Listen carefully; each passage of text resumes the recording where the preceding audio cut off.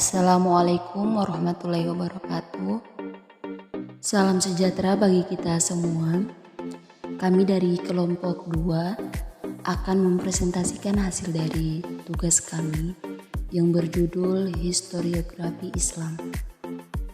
Adapun yang pertama mengenai historiografi Islam. Apa sih yang dimaksud dengan historiografi Islam?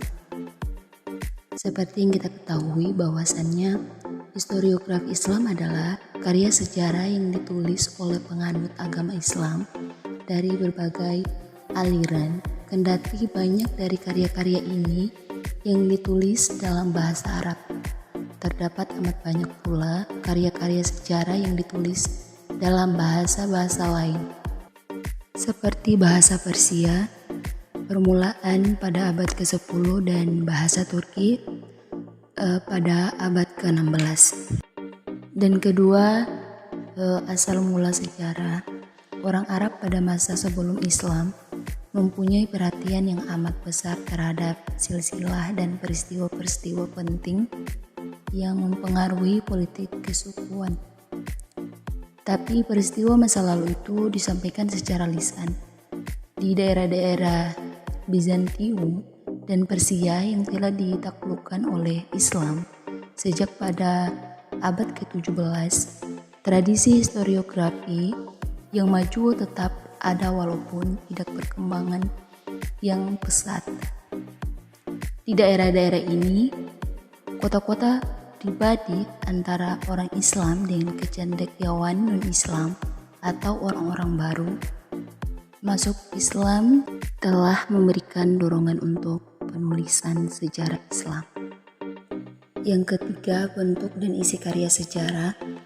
Tradisi Arab sebelum Islam telah menekankan unsur fakta konkret dalam sejarah, terlepas dari lingkungannya dan sedapat-dapatnya tidak mengalami perubahan oleh proses berpikir manusia. Jadi ternyata sederhana.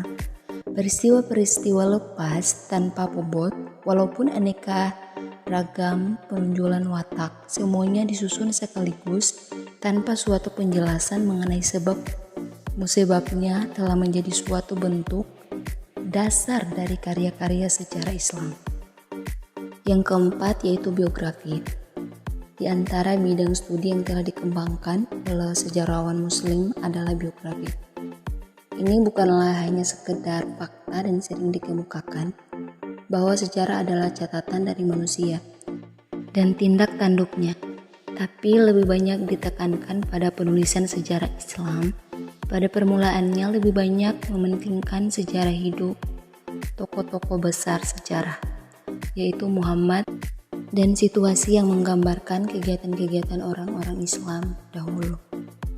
Selanjutnya kelima, tujuan dan metodologi historiografi Islam. Sejarawan muslim mempunyai kebiasaan untuk memperkenalkan karya-karya mereka dengan pernyataan yang berisi tujuan dari penulis sejarah. Beberapa dari pernyataan ini telah dikumpulkan oleh As-Hakawai. Pernyataan-pernyataan itu mengungkapkan suatu keyakinan bahwa sejarah mempunyai manfaat yang mengajarkan contoh-contoh baik, negatif maupun positif, yaitu mengajarkan kepada setiap orang bagaimana mengulangi masalah-masalah yang dihadapi di dunia yang fana ini. Dan yang terakhir, yaitu historiografi Islam kontemporer. Bentuk lama penulisan sejarah masih terus bertahan sampai sekarang ini, terutama di bagian-bagian dunia Islam yang masih tertutup rapat.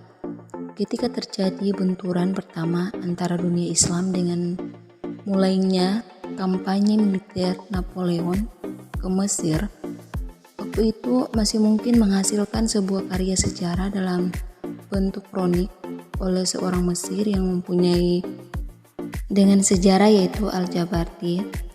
Masa kejayaan Islam, masa lampau dari negeri-negeri Islam telah memberikan ilham kepada berbagai ideologi politik dengan gerakan yang didasarkan pada sejarah.